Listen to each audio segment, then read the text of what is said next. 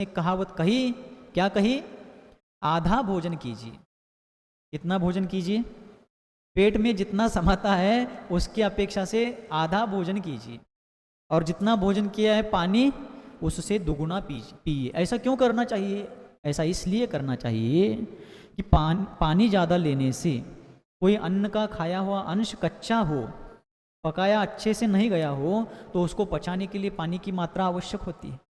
इसलिए उसको पचाने के लिए भी पानी चाहिए। और इसके साथ साथ शरीर में जो क्षार होता है, शरीर में जो आम्ल होता है, शरीर में और भी जो टॉक्सिन्स, विषैले घटक, अनुपयोगी घटक होते हैं, उनको किडनी के सहायता से शरीर के बाहर मल मूत्रादि के माध्यम से बाहर करने के लिए भी जल की आवश्यकता होती है।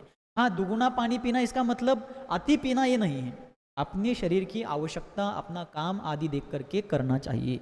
लेकिन भोजन हमेशा ही कितना करना चाहिए? कम से कम, भूख से कम तो खाओ। आधा नहीं कर पाओ, आधे में काम नहीं चलता हो, तो कम से कम थोड़ी सी तो भूख बची है, इतना भोजन करो। हवा को आने जाने के लिए तो जगह बाकी रखो नहीं तो हवा ही बंद हो जाएगी तो हम हवा में चले जाएंगे, हवा ही हो जाएंगे। इसलिए भोजन भूख से कम करना चाहिए। आधा भोजन कीजिए, दुगुना पानी पियो, और तिगुना श्रम। श्रम कितना करना चाहिए? तिगुना। जितना भोजन किया, जितना पानी किया, उससे ज़्यादा श्रम करना चाहिए। आज लोग रोगी क्यों हो रहे बताओ?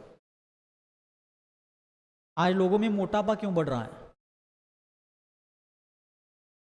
किसानों की तरफ, मजदूरों की तरफ थोड़ा देखो। ज़्यादातर किसान और ज़्यादातर मजदूर जो होते हैं वो मजबूत होते हैं। परिस्थिति से भले ही आर्थिक दृष्टिया कदाचित मजबूर हो, लेकिन शारीरिक स्वास्थ्य की दृष्टि से वो मजबूर नहीं होते। क्यों? श्रम करते हैं, और उनके श्रम के कारण उनका खाया हुआ अन्न पचता है, भूख अच्छी लगती है, और खाया हुआ अन्न नहीं पचने से कब्ज, एसिडिटी और नाना प्रकार की दिक्कत उनको नहीं होती है। आज ज़्यादातर लोगों का क्या है? खाना ज़्यादा, कम, काम कम और आराम ज़्यादा।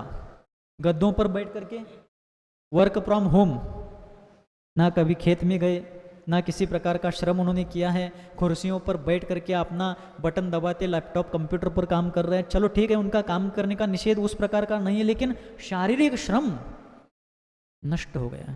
महाराष्ट्र में गन्ने की फसल बहुत होती है, महाराष्ट्र के दक्षिण पश्चिमी हिस्से में और कर्नाटक में। तो वहाँ गन्ना तोड़ने के लिए महाराष्ट्र के मध्य पूर्वी इलाके से मजदूर आते हैं। बीड, उस्मानाबाद, इस तरफ कुंतलगिरी एरिया से उस तरफ सांगली कोल्हापुर एरिया में गन्ना तोड़ने के लिए मजदूर आते हैं। पति पत्नी, बच्चे, माँ बाप, सब सपरिवार आते हैं। हम लोगों ने प्रत्यक्ष देखा है, एक बार नहीं कई बार, और एक साल नहीं कई साल, क्या कि उन मजदूरों की पत्नियां जो अपने पतियों के साथ, बच्चों के साथ, सास ससुर के साथ वहाँ काम करने के लिए आई है, और वर्तमान में भी वो मजदूरों की पत्नियां गर्भवती है, उनकी प्रसूति निकट आई है, तो भी गन्ने के उस खेत में गन्ना काटना, उसके गट्ठे बांधना, सिर पर लेकर के बैलगाड़ी में, ट्रैक्टर में, ट्रक में ऊपर चढ़ाने तक वहाँ पहुँचाना, और काम करते करते गन्ने के खेत में ही प्रसूति होना। प्रसूति होने के बाद ज़्यादा से ज़्यादा 2 दिन विश्राम, 2 दिन की ही छुट्टी।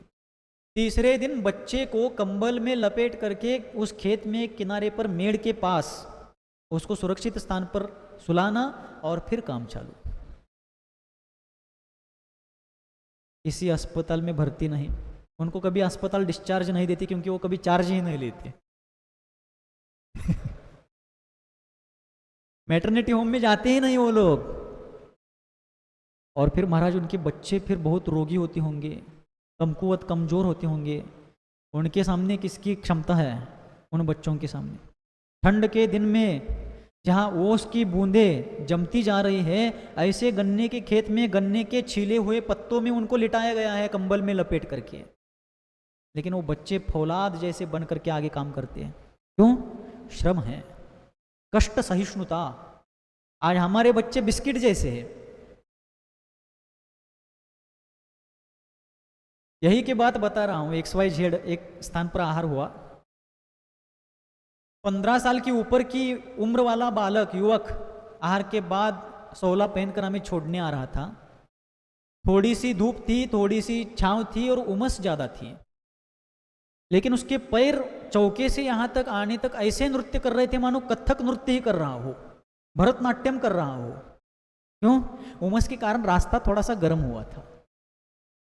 और वे बच्चे 40-40, 45-45 डिग्री में गन्ना तोड़ रहे, ट्रक भरकर, ट्रॉली भर करके, बैलगाड़ी भर करके काम कर रहे। 7-8 साल की उम्र से वो भी इस काम में लग गए। तो यहाँ हमारी ऐसी स्थिति क्यों? हाँ, उसमें भी फर्क है। दक्षिण में जाओ, जैन समाज में जो लोग खेती किसानी करते हैं उनके बच्चों की तरफ भी देखो कैसा कष्ट करते हैं। एक प्रसंग याद आया, एक ब्रह्मचारी जी ने सुनाया था जबलपुर में। आचार्य विद्यासागर जी महाराज के प्रथम शिष्य, एक श्रेष्ठ साधक मुनिश्री समय सागर जी महाराज को कुछ ब्रह्मचारी लोगों ने पूछा, महाराज दक्षिण भारत से दीक्षा लेने वाले मुनिजन, साधुजन विहार करने में, साधना करने में, तपस्या करने में, चलने आदि के कार्य में इतने मजबूत कैसे होते हैं? किनको पूछा? समय सागर महाराज को। अब उनकी जन्मभूमि भी सदलगा है और उनको ये प्रश्न पूछा गया कि उस प्रांत में जन्म लेने वाले इतने कठोर मजबूत कैसे होते हैं? तो महाराज ने भी बड़े जोरदार ढंग से जवाब दिया। महाराज कहते हैं वे लोग बचपन में खेत में काम करते हैं, बहुत परिश्रम करते हैं और मक्का, ज्वार, बाजरा आदि का बना हुआ सात्विक और शुद्ध आहार करते हैं। प्रत्येक जैनी के यहाँ वहाँ गाय भैंस बंधी मिलेगी, घर का दूध, घर का मतलब घर की छत से दीवार से नहीं, मतलब अपनी मालकियत की गाय भैंस है, घर के द्वारा अपने द्वारा उत्पन्न दूध का, घी का वगैरह वो सेवन करते हैं और बहुत श्रम करते हैं, इसलिए वे मजबूत होते हैं। तुम लपटा लचका खाकर क्या करोगे? महाराज पूछ रहे उनको, ब्रह्मचारी जी को। लपटा लचका, लचका होता है क्या राजस्थान में? एक पतला आटे का बनाते हैं, वो एक विशिष्ट व्यंजन होता है। कड़ी लपटा लचका कहते हैं उसको, बुंदेलखंड में वो विशेष रूप से चलता है। मतलब भोजन भी मजबूती वाला होना चाहिए और काम भी मजबूती वाला होना चाहिए, तभी वो खाया हुआ अन्न पचेगा भी, बल भी उत्पन्न करेगा, एनर्जी जनरेट करेगा।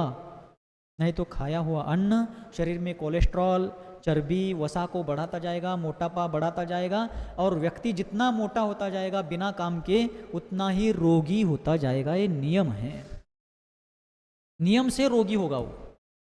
जो जितना मोटापा बिना काम के खा पी करके सुस्ता रहा है, मोटापा आ रहा है, वो इतना ही रोगी होता जा रहा है। क्या सर्वे कर रहे हैं क्या कोई मोटा है क्या यहाँ पर? तुरंत ऑन द स्पॉट सर्वे कर रहे हैं। यहाँ तो ऐसा कोई दिख नहीं रहा है अभी, किंतु ये रोगी व्यक्ति का निशान है। इसलिए वो हास्य रस कह रहा है कि आधा भोजन कीजिए, दुगुना पानी पियो, तिगुना श्रम ज़्यादा करिए और चौगुनी हंसी। व्यक्ति को हमेशा हंसते रहना चाहिए। ऐसा कहते हुए हास्य रस ने अपने महत्व को उजागर किया और कहा कि हंसी क्या होनी चाहिए? चौगुनी होनी चाहिए, तभी वर्ष 125 जीव, तभी 125 वर्ष के जीवन को आप जी पाएंगे। तो 4 चीज़ें हैं, आधा भोजन, दुगुना पानी, तिगुना श्रम, चौगुनी हंसी। ऐसा करेंगे तो ही ऐसा होगा, चिरंजीव बनेंगे। इस प्रकार हास्य रस ने अपनी उपयोगिता सिद्ध कर दी कि हंसना चाहिए निरंतर। हंसना भी सर्वथा निषेध नहीं, एक अपेक्षा से, आगे आएगा वो प्रकरण। लेकिन कभी भूल करके भी दूसरों के ऊपर नहीं हंसना चाहिए।